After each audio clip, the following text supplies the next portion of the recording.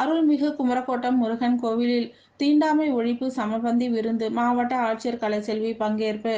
பொதுமக்களுக்கு தன் கையால் உணவு பரிமாறி மக்களுடன் உண்ட மாவட்ட ஆட்சியர்.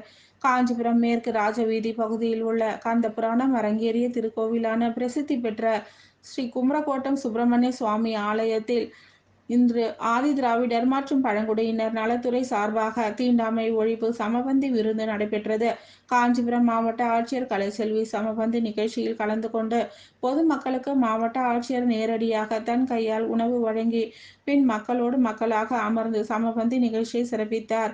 உடன் மாவட்ட வருவாய் அலுவலர் வெங்கடேசன், மாநகராட்சி மேயர் மகாலட்சுமி, மாவட்ட ஊராட்சி குழு துணைத் தலைவர் நித்யா சுகுமார் ஆகியோர் மக்களுடன் அமர்ந்து சமபந்தி உண்டு மகிழ்ந்தனர். இதில் 100க்கும் மேற்பட்ட பொதுமக்கள் கலந்து கொண்டு மதிய உணவை அருந்தினர்.